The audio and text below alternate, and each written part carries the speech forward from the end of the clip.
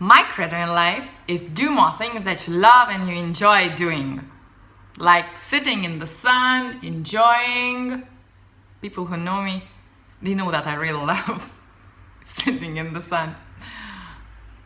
So why do I have to do those research tasks which I don't like doing? So hello guys, my name is Migle and I'm a creator and founder of vamigle, which stands for Virtual Assistant Migle. So today I'm coming to you with a video explaining how I started subcontracting and how can you start doing that. I would divide it into 5 simple steps that you can easily start doing it. So without any further chatting and talking about the sun and beautiful nature, I'm gonna dive into the first step. Okay, so the first step is to realize and decide that it's high time to subcontract. Subcontracting is not an easy decision, I would say, but I have 5 wins that will help you to understand and which help me also to realize that, okay, it's high time to start doing it. So the first one is when you don't have time, when there is no time to accomplish the task. So it's obvious, you have either employ or you have to subcontract. Second one is when you don't have the knowledge.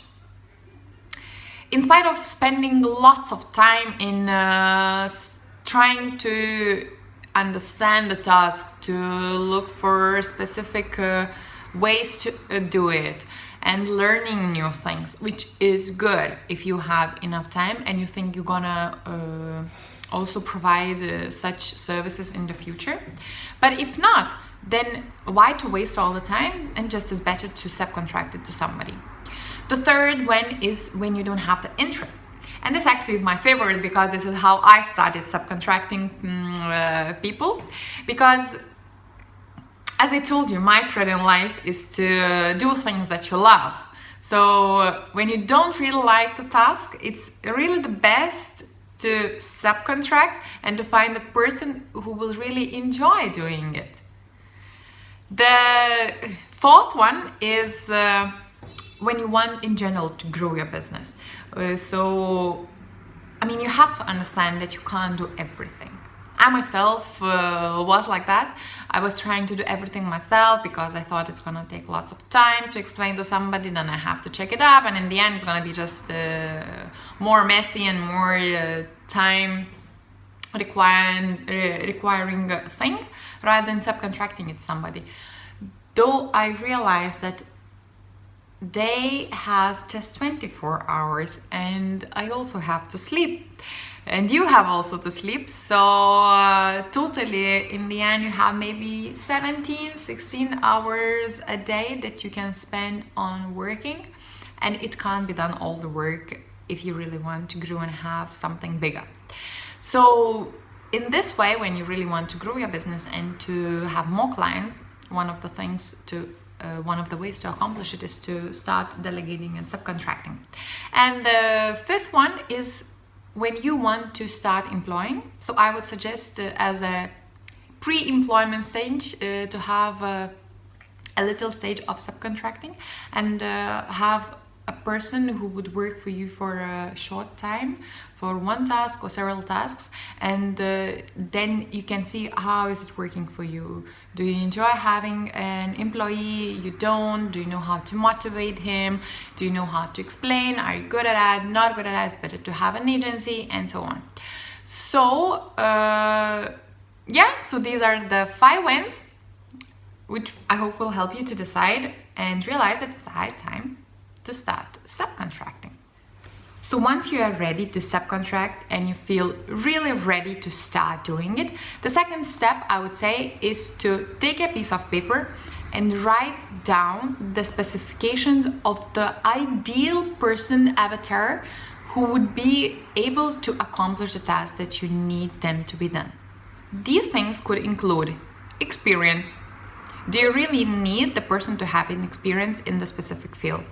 Second thing is language. For example, when I was subcontracting my last project and I was looking for a person, I really needed that person to know both Lithuanian and English languages, because the project was for an English client, English-speaking client, but the task had to be done in Lithuania. It was a research-based task, so the person had to talk to people who live in Lithuania, who work in Lithuania, who are Lithuanians. So it's very important to think about it as well. The third thing I would say is the location. Like in my case, it was not necessary that he lives in Lithuania, because the person just had to call to the company and ask them questions. So he can be anywhere in the world, I don't care. I mean, he can be in Bali, he can be in America, or he can be sitting at a desk in Lithuania. So I just needed the person who would be having a very good internet connection then, and the possibility to phone call. The next thing is the budget, which I think is very important to think how much you think you can give to this person to do the task. And I would suggest actually to have an interval from two, because you will be facing people who have less experience, or they don't really match all the criteria that you need them to match, though they have very good attitude, which I'll talk about it a bit later. So then it's good to have and to be a little bit flexible in your budget. So in my case, I also almost had like quite a wide range how much I can pay for a person, so that I could be easily able, and it was the first time that I was trying to subcontract, so I didn't really know how the market gonna react to my suggested budget. Maybe it's gonna be really a lot or really few. So, but in the end I managed to go actually into the middle, and I was really happy with the budget that we agreed with that person. The next thing that I mentioned before was attitude, and I would say it's really, really important to think about it, how you want the person that you are subcontracting to behave and what kind of attitude to have. Because I had in the end two people that I was thinking to subcontract, one of them, I mean, and one person was with really, I would say, high attitude, and in general I had an attitude. Okay, let's put it this way. So, and I realized that I won't be able to work with that person. It's gonna be really tough for me, even though maybe she really had a very good experience and really was able to do everything perfectly. Though it's really important that your attitude and your way of working would match with that person's attitude and way of working. So the second person was really my type of thinking, so I just took that one. Think about the tools and the platforms that you are using and you would like the other person also to use. So in my case, I was using, for example, very simple, but it was still Asana, the project management tool, which I really love, and I will also talk about it a bit later. So I wanted the person, like, it would be probably an advantage that if he or she knows it, but if not, I think it's quite easy to learn. So in my case, actually, the person that I subcontracted didn't know how to use Asana, but she's doing quite good in learning, and I think it's also very good because she will learn something new, and it's really good for me because she was very open to start using it. So think about the platforms and tools that you need a person to know how to use. Another thing is that I'm all the time talking about the person because in my case I really needed a person to do it, not a company. So think about it if you need a person or an agency company to do it. I mean, do you need a freelancer or a company who is already which is providing this type of services? And I believe there are many more, but just what I'm trying to say, that build in your head at least, or the best is on the paper, write it down, the criteria that you really need the person to have. Because trust me, you're gonna get loads and loads of emails and loads of people who need that job and who really want to do that task. So it's gonna be much easier for you to remove the ones that are just not suiting to you. Okay, so let's move on to the third step. Once you have the decision made and you have the avatar of your perfect person that can do the task, then it's a time to spread the word into the world. I believe that there are several ways to do it. So in my case, as I told, that I needed a person who would be speaking exceptionally rare language in the world. That was Lithuanian. So I chose different platforms that what I would choose if I would be employing or subcontracting somebody who would be able speaking just English or any other worldwide common known language.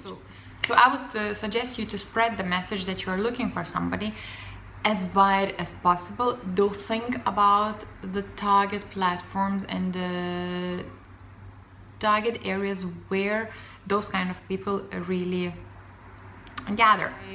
In my case, I only wrote just a post in 2 Facebook groups, that is Lithuanian based and Facebook group that's for freelancers, and I just wrote a simple message that I need this and this kind of person for that and that period, and that's it.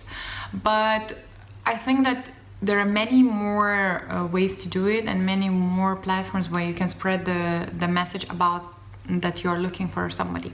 So I would name a few. That would be, first of all, start with your own circle, by the way. I mean, it's really good, and it's always better to have somebody whom you know rather than having a person that you don't know anything about. So that could be, so I'm saying first and foremost, think about the people who surround you, think about the groups that you belong to. Just type a simple message on the groups that you belong to and say, okay, hey, I'm looking for this person. Maybe somebody knows who is doing that or who could be willing to do it. And trust me, this will help, because I think this is how myself started my journey and how I found my first clients. Other things that could be Facebook groups, as I told you. Also, there are many other international websites where you can look for worldwide freelancers, like designers, website builders, and so on, so on, so on, so on, so on. So what my experience says, that spread your message as wide as possible and as targeted as possible as well. So the 4th step is to select the right candidates and to interview them. Before interviewing, I will also suggest you to think about the questions that you're gonna ask the person and what exactly you need to know about him. So remember those criteria that you wrote before? So use them, because you'll have to confirm that the person is a really good fit for what you are looking for.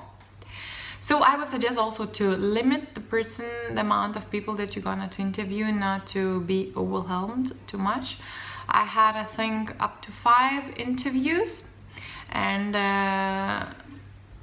also a very good tip is that when you're gonna be deciding on the person whom you're going to work with, have the first priority and the second priority, or you have 2 priorities, let's say.